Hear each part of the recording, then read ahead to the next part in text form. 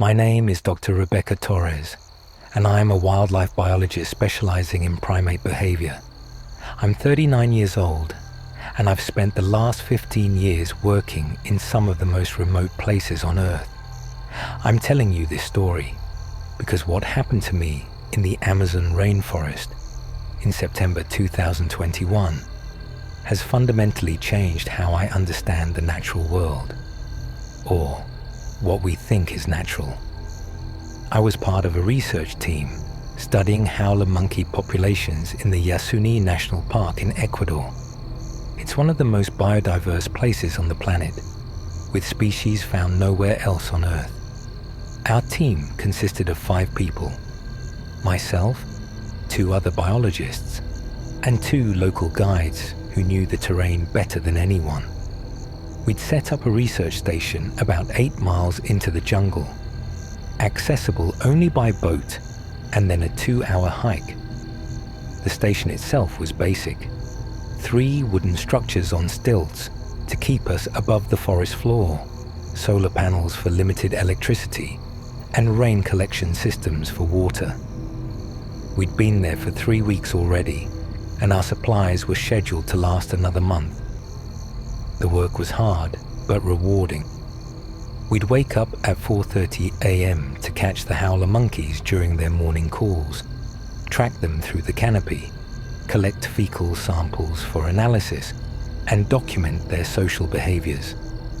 By September 18th, we'd catalogued over 40 individuals and were making excellent progress on our research goals. That morning started like any other. I woke to the sound of howler monkeys roaring in the distance, a sound that's both haunting and beautiful, like lions in the trees. My tent was damp with condensation, and I could hear the constant drip of water from leaves above. The jungle is never quiet, never still. There's always something rustling, calling, moving. I got dressed, grabbed my field notebook and camera, and met the others at the main platform where we prepared our breakfast. Dr. James Chen and Dr. Sarah Okonkwo were already there, along with our guides, Carlos and Miguel. Everyone seemed in good spirits. "Sleep well?" Sarah asked me, handing me a cup of instant coffee. "As well as you can in 90% humidity," I said, smiling. Carlos was studying a map, planning our route for the day. "We should check the northern transect," he said. "Miguel spotted a group there yesterday that might be the same family we tagged last week." It seemed like a normal day, a good day. We had no idea that by nightfall, one of us would be missing. We set out around 6 a.m. when the light was just starting to filter through the triple canopy forest. The jungle at that hour is a cathedral of green. Everything glows with a strange luminescence as sunlight tries to penetrate the layers of leaves above. Our research took us about a mile from the station, following a narrow trail that Carlos and Miguel had marked weeks earlier. We moved slowly, pausing every few hundred feet to listen for howler monkey calls and scan the canopy with our binoculars. Around 9 a.m., Sarah stopped abruptly. "Do you guys hear that?" We all went quiet. At first, I heard only the normal jungle sounds: insects, birds, the rustle of wind through leaves. Then I heard what she was talking about. It was a call, but not from any animal I recognized. It was low and resonant, almost like a howler monkey, but wrong somehow. The pitch fluctuated in a way that didn't sound natural, rising and falling in a pattern that made my skin prickle. "That's not a howler," James said, frowning. "Too deep. Maybe a jaguar." Carlos shook his head. "Not jaguar. I don't know what that is." The call came again, closer this time. And this time, I noticed something that made my stomach turn. It sounded like it was trying to mimic a howler monkey, but couldn't quite get it right. Like someone imitating a sound they'd only heard once. "Let's keep moving," Miguel said quietly. Stay together. We continued along the trail, but the mood had shifted. Everyone was tense, alert. The strange call followed us, always seeming to come from just out of sight, moving parallel to our path. After about 20 minutes, the call stopped. The silence that followed was somehow worse. We reached our observation point and set up our equipment. For the next several hours, we worked as planned, documenting a group of 7 howler monkeys feeding in a strangler fig tree. But none of us could quite shake the unease from earlier. Around 2 p.m., we took a break for lunch. We sat in a small clearing, eating energy bars and dried fruit, swatting at insects. That's when Miguel noticed the tracks. They were in the mud at the edge of the clearing, footprints, fresh and deep. At first glance, they looked almost human. 5 toes, a heel, an arch. But they were wrong. Too long, too wide. And the toes had claws. What the hell made those? Sarah whispered. Carlos knelt beside them, examining them closely. His face had gone pale. I've worked in this jungle for 20 years, he said slowly. I've never seen tracks like this. James pulled out his phone and took several photos. Could it be a bear? They have 5 toes. There are no bears in this jungle, Carlos interrupted. And even if there were, these are too big. And the claw placement is wrong. The tracks led from the jungle into our clearing, circled around the area where we'd been sitting, and then led back into the dense undergrowth. Whatever had made them had been watching us while we ate. We're going back to camp, Miguel said. It wasn't a suggestion. Now. None of us argued. The hike back to the research station felt twice as long. We moved quickly, staying close together. I kept looking over my shoulder, unable to shake the feeling that we were being followed.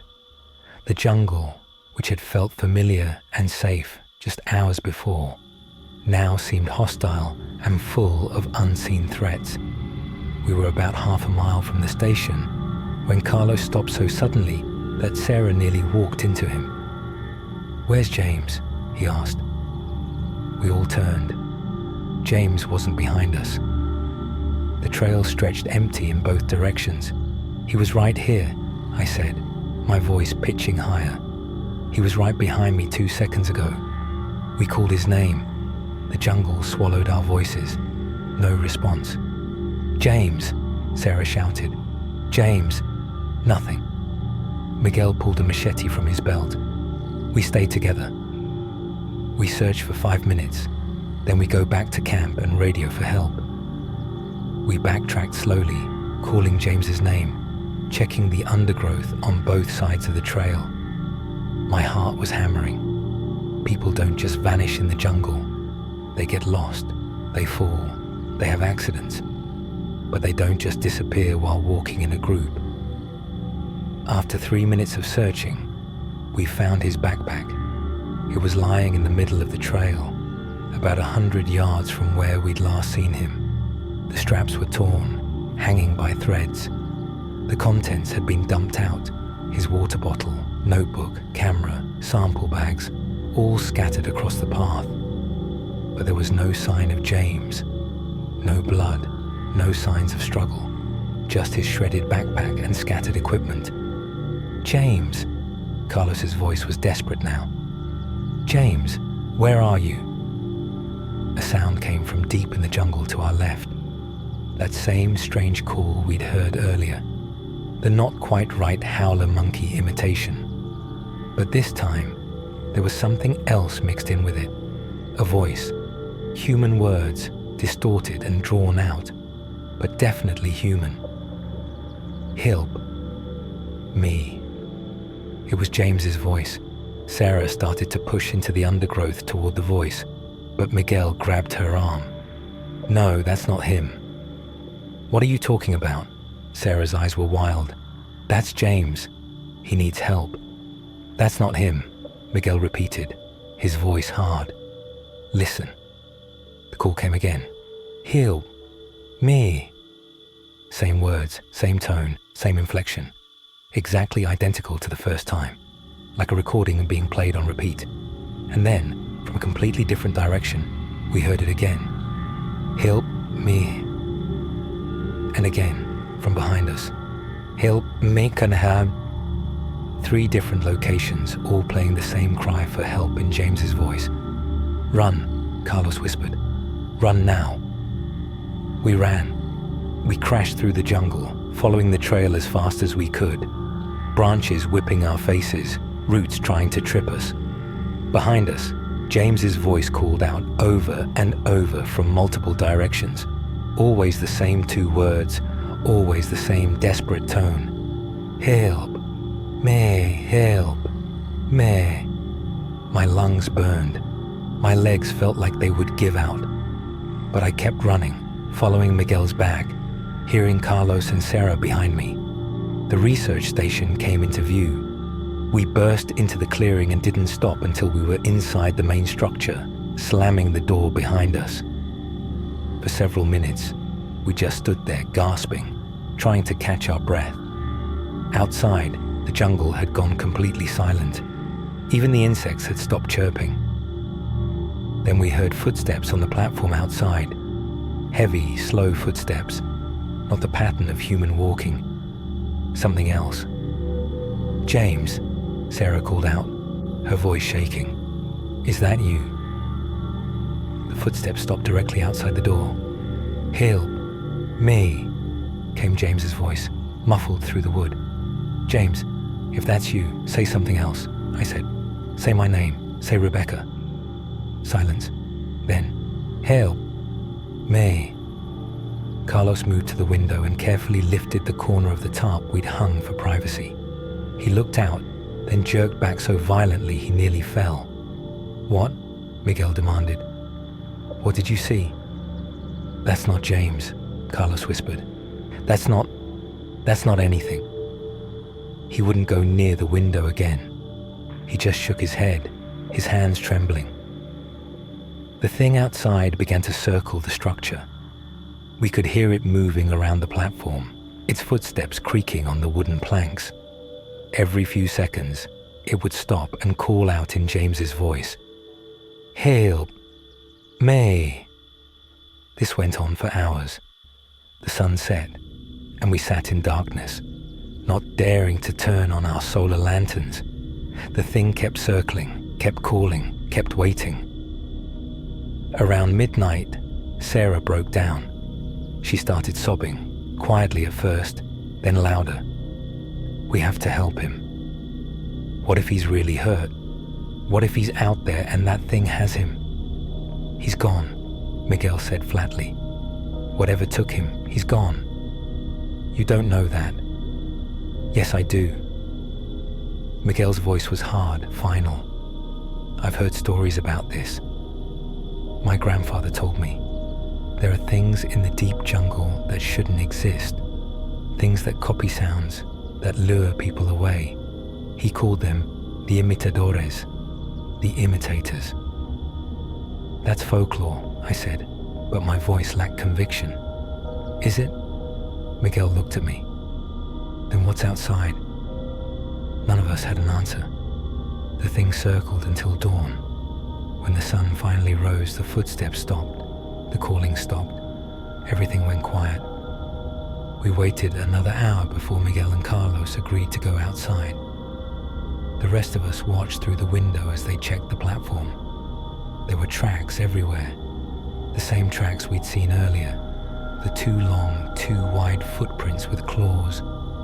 They covered the entire platform, overlapping each other, dozens of them.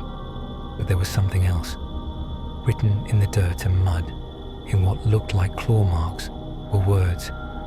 Let me in, over and over, covering every surface. Let me in, let me in, let me in. We radioed for emergency extraction that morning. A helicopter arrived 6 hours later, and we left everything behind. Our equipment, our research, our supplies. We didn't care. We just wanted out. A search party went back 3 days later, accompanied by police and park rangers. They found our research station exactly as we'd left it, with one exception. James's backpack was sitting neatly on the main platform, fully intact, all the contents carefully placed back inside. The straps were no longer torn. They never found James. They searched for 2 weeks, covering over 50 square miles of jungle. No trace, no body, nothing. The official report listed him as lost in the jungle, presumed deceased. They theorized he'd fallen into a river or ravine, been taken by a jaguar, any number of natural explanations. But they couldn't explain the tracks. They couldn't explain the claw marks. They couldn't explain how his backpack went from shredded to intact. I left wildlife biology after that. I couldn't go back into any jungle, couldn't even walk through heavily wooded areas without panic attacks. Sarah and Carlos had similar reactions. Only Miguel still works in the jungle, though he won't go deeper than a mile from the river, and he won't go at all during certain times of the year. I did some research after I got home, dug through anthropological records, old journals from rubber tappers and missionaries. There are stories, scattered and fragmented, about things in the deep Amazon that mimic sounds, that copy voices, that lure people away from their groups. Most scientists dismiss them as folklore, as cautionary tales to keep people from wandering off. But I know what I heard. I know what was outside our station that night, and I know that James called for help in a voice that wasn't quite his own. The jungle is full of life. Millions of species, many still undiscovered. But sometimes, in the deepest parts, where humans rarely go, there are things that don't fit into any taxonomy we've created. Things that watch, things that wait, things that have learned to sound like us. If you ever work in the rainforest, follow this rule. If someone in your group disappears, if you hear them calling for help from the jungle, don't follow the voice, because it's not your friend calling.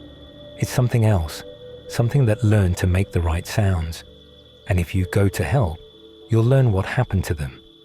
You'll learn firsthand. I'm going to tell you about the worst decision I ever made. My name is Sophie Chen. I'm 27 years old, and I work as a travel blogger and photographer. I've hiked through jungles all over the world: Costa Rica, Thailand, the Philippines, Brazil. I thought I knew what I was doing. I thought I was experienced enough to handle anything. In August 2023, I was in Cambodia, spending 3 weeks traveling through the country, visiting temples, documenting local culture, the usual travel blogger stuff. In my second week, I stayed in a small town near the Cardamom Mountains, one of the largest remaining rainforests in Southeast Asia. I met another traveler there, a guy from Germany named Lars. He was about 30, tall and fit, with that confident, adventurous energy that a lot of long-term travelers have. We got talking over drinks one evening, comparing travel stories, and he mentioned that he was planning to hike into the Cardamom the next day. There's supposed to be an incredible waterfall about 6 hours in, he said, completely off the tourist trail. Locals I talk to say almost nobody goes there because the path is too difficult. Sounds amazing, I said. I'd love to see that. Want to come? I should have asked more questions. I should have done more research. I should have talked to multiple locals, checked weather conditions, brought proper supplies. But I was young and confident and stupid, and the idea of getting a photo of an undiscovered waterfall was too tempting. Sure, I said. When do we leave? We agreed to meet at 6 a.m. the next morning. The plan was simple. Hike in, reach the waterfall by noon, spend a few hours there, and hike back out before dark. It should have been simple. We started hiking at 6:15 a.m. on August 17th. The trail was rough from the start. Barely a trail at all, really, just a vague path through dense vegetation. But Lars seemed confident, and I trusted his sense of direction. The morning was beautiful. The jungle was alive with bird calls and insect sounds, and the light filtering through the canopy was that perfect golden green color that makes everything look magical. I took dozens of photos, excited about the content I'd have for my blog. Around 10 a.m., we stopped for a break. We'd been hiking steadily for almost 4 hours, and according to Lars's GPS, we were about 2/3 of the way to the waterfall. 2 more hours, he said, studying the device. We're making good time. We ate some energy bars and drank water. I noticed that the jungle seemed quieter here. Fewer bird calls, fewer insects.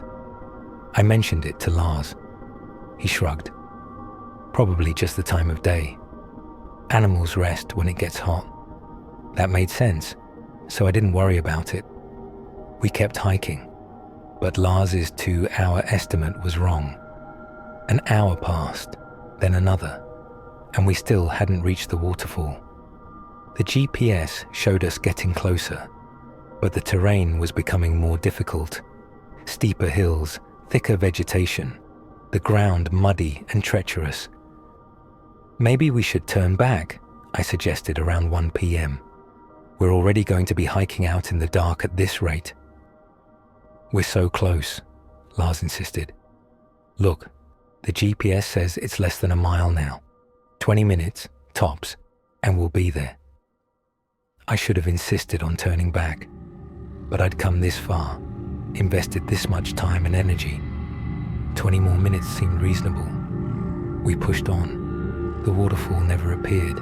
By 2:30 p.m., we'd covered well over a mile according to the GPS, but there was no waterfall. The device kept showing us getting closer to the coordinates, but the jungle just kept going, endless and dense. This doesn't make sense, Lars said, staring at his GPS with a confused expression. We should be standing on top of it right now. The coordinates are right here. We were in a small clearing, and I could hear water running somewhere nearby, but it wasn't the roar of a waterfall, just a stream or small river. Maybe your coordinates are wrong, I said. They came from a guidebook. Multiple people have used them. Then maybe the GPS is malfunctioning.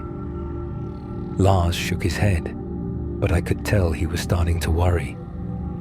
Let's follow the sound of water. If there's a stream, we can follow it downstream, and it might lead to the waterfall.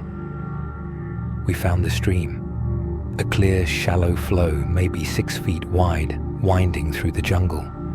We began following it downstream, hoping it would lead somewhere useful. After 30 minutes, the stream disappeared into a swampy area choked with vegetation. No waterfall, no clear path forward. Okay, I said, we need to head back. Now.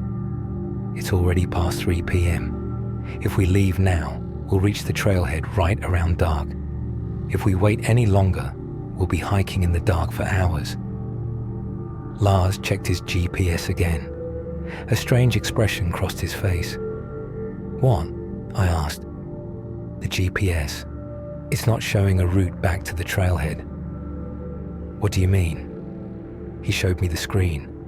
It showed our current location as a blue dot in the middle of green, representing the jungle. But the path we'd taken to get here wasn't displayed. No breadcrumb trail, no route history, nothing. It was showing it earlier, Lars said. I watched us moving along the trail. But now, it's just gone. I pulled out my phone. No signal, which wasn't surprising, but my GPS should still work. I opened the Maps app. Same thing. Our location showed, but no context, no paths, no landmarks. We just backtrack, I said, trying to stay calm. We follow the stream back upstream, then retrace our steps from there. We started back, following the stream upstream. But after 20 minutes, the landscape didn't look familiar. The stream forked, and we couldn't remember which fork we'd followed. Was it this one? Lars asked, pointing left. I don't know. I thought we came from the right. We chose right. After 10 minutes, that stream led to a dead end, a small spring bubbling out of rocks, going nowhere. Wrong choice, Lars said. We backtracked and took the left fork instead. The left fork led us through increasingly dense jungle. The canopy grew thicker, blocking out more light. The temperature dropped. Everything looked the same. Trees, vines, leaves, mud. No landmarks, no distinctive features. Do you recognize any of this? I asked. I don't know. Maybe. It all looks the same. By 5 p.m., we were completely lost. The sun was starting to set, and we had no idea which direction the trailhead was. We'd been walking for 11 hours, and we were both exhausted. We need to stop and make camp, Lars said. Trying to navigate in the dark will only get us more lost. We don't have camping gear. No tent, no sleeping bags, nothing. We can make a shelter, build a fire, wait until dawn and try again. I wanted to argue, wanted to keep moving, but he was right. We'd never find our way in the dark. We found a small area of relatively flat ground and started gathering materials for a shelter. Lars built a lean-to from branches and leaves, while I collected wood for a fire. We worked in increasing darkness, our phone flashlights throwing harsh white beams through the gloom. By the time we got the fire started, it was fully dark. The jungle at night is a different world. The sounds change. Fewer birds, more insects, strange calls and rustles that could be anything. We sat by our pathetic fire, eating the last of our food, 2 granola bars and some trail mix, and tried to stay positive. First light, we'll pick a direction and stick to it, Lars said. We'll hit a village or a road eventually. I nodded, but I wasn't feeling optimistic. Around 9 p.m., we heard footsteps in the jungle around us. Not animal footsteps. These were bipedal, deliberate, the sound of someone walking through the undergrowth. Hello, Lars called out. Is someone there? We're lost. We need help. The footsteps stopped. Hello, Lars called again. We're not a threat. We're just hikers. We're lost. A voice responded from the darkness. But it wasn't speaking any language I recognized. It was sounds, syllables, arranged in patterns that were almost language, but not quite. Do you speak English? I called out. Or Khmer? French. The voice responded again. The same nonsensical syllables in the same pattern. Like it was repeating a phrase it had memorized but didn't understand. This is weird, I whispered to Lars. He nodded, his face pale in the firelight. Maybe they don't speak any languages we know. Some of the indigenous groups here are very isolated. The voice spoke again, and this time it was closer, much closer, just beyond the reach of our firelight. We mean no harm, Lars said loudly. We're just lost. Can you help us? Something stepped into the edge of our firelight. It looked like a person. Sort of. It had 2 legs, 2 arms, a torso, a head. But the proportions were wrong. The limbs were too long, the torso too short. And its face, the face was smooth. No features, just a surface that might have been skin or might have been something else. Where the eyes should be, there were slight indentations. Where the mouth should be, a vertical slit. Lars screamed. The thing tilted its head, like it was curious about the sound. Then it spoke again, and I realized it was mimicking Lars's scream. The same pitch, the same duration, but wrong somehow, artificial. More footsteps came from the darkness, many more. They were surrounding our camp. We grabbed burning branches from the fire and held them like weapons, standing back to back. In the flickering light, I could see them. Dozens of those things, standing in a circle around us, all with those smooth, featureless faces, all tilting their heads in unison like they were connected by invisible strings. "What are they?" I whispered. "I don't know. I don't know." One of them spoke, and this time it used my voice. "What are they?" it said, perfectly replicating my tone and inflection. Another one spoke in Lars's voice. "I don't know. I don't know." They were learning, copying us. "We need to run," I said. "Where?" "Anywhere. Just away from here." But before we could move, the thing stepped forward in unison, closing the circle. They were 10 feet away now, then 8, then 6. We waved our burning branches at them. They stopped, but they didn't retreat. They just stood there, watching with faces that had no eyes. "What do you want?" Lars shouted. All of them spoke at once, in a chorus of our voices. "What do you want? What do you want? What do you want?" The sound was deafening, disorienting. I felt dizzy, nauseous. The world seemed to tilt. One of them reached out with his too long arm. Its hand was strange. Too many fingers, or not enough, I couldn't tell in the firelight. It touched Lars's shoulder. He collapsed instantly, like all the strength had left his body. He crumpled to the ground, still conscious but unable to move, his eyes wide with terror. "Lars!" I screamed. 2 more of them grabbed me. Their touch was cold, so cold it burned. I felt my muscles seize up, felt my body going rigid. I couldn't move, couldn't fight back. I could only watch as they lifted Lars and began dragging him toward the darkness. "No!" I tried to scream, but my jaw wouldn't work. The sound came out as a moan. They dragged him into the jungle, and I lost sight of him in the darkness.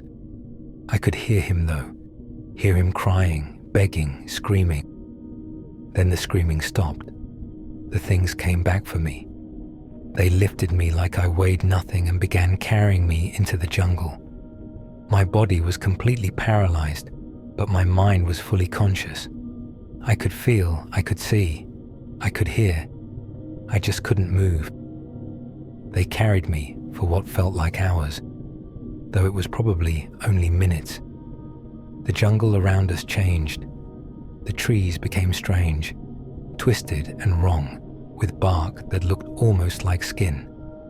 The ground glowed faintly with bioluminescent fungi. The air smelled sweet and rotten at the same time. Eventually, we reached a clearing, and in that clearing, I saw things I still have nightmares about.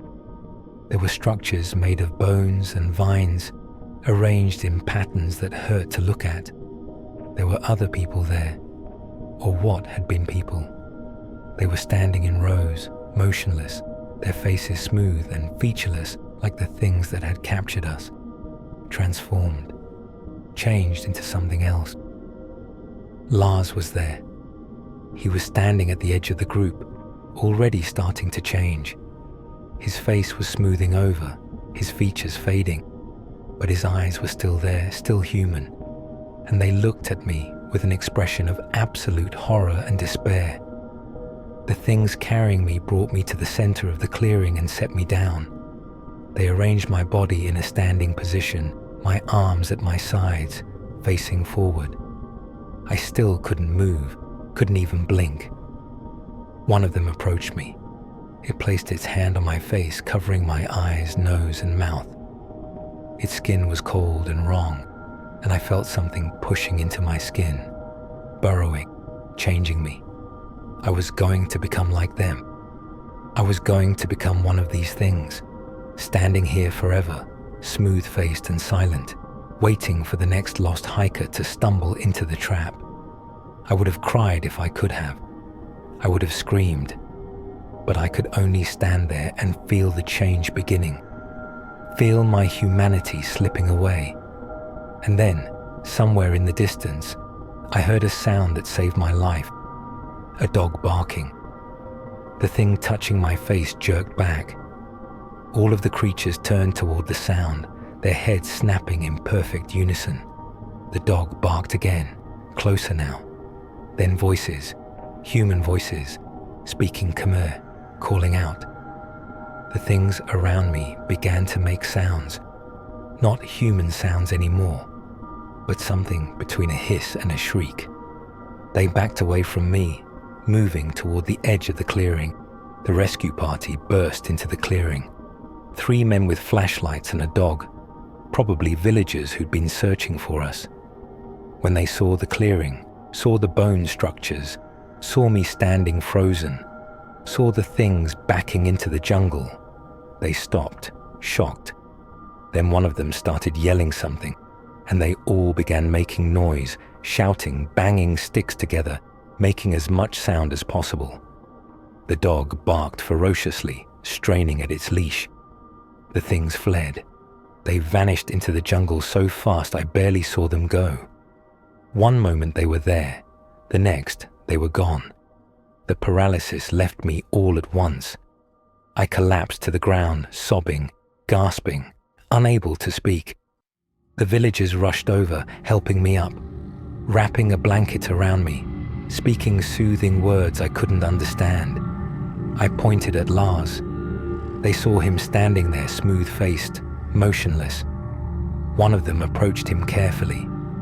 Up close, they could see he was gone. His face was completely smooth now, no features at all. Just a blank surface. He didn't respond to any stimuli, didn't move when they touched him. The villagers backed away, shaking their heads. One of them made a sign against evil. They carried me out of the jungle, leaving Lars behind. I tried to protest, tried to make them go back for him, but I was too weak to resist. We walked through the night, and by dawn, we reached a village. The police went back to look for Lars 3 days later. They found the clearing. They found the bone structures and the strange trees and the evidence that something impossible had happened there. But they didn't find Lars. He was gone. The smooth-faced version of him that had been standing there was gone too. Everything was gone except the bones and the wrongness of the place. The official report said Lars and I had gotten lost, that I'd suffered from severe dehydration and exposure leading to hallucinations, and that Lars had likely fallen into a ravine or been taken by an animal. No mention of the things I saw, no mention of the clearing or the transformation or any of it. I tried to tell them the truth, but after a while, I realized they already knew. They just couldn't say it officially. One of the police officers, an older man who'd lived in the region his whole life, took me aside before I left. The deep jungle has things that don't belong in our world, he said quietly. Things that have always been there, long before humans came. The old people know not to go certain places, not to hike at night, not to follow voices or lights or promises of beautiful sights. Why doesn't anyone warn tourists? I asked. We do, he said. We tell them to stay on marked trails, to hire local guides, to respect the jungle. But tourists don't listen. They think they know better. They think the old stories are just superstition. I flew home to Singapore a week later. I deleted my travel blog, quit trying to be a travel photographer, and got a job working in an office.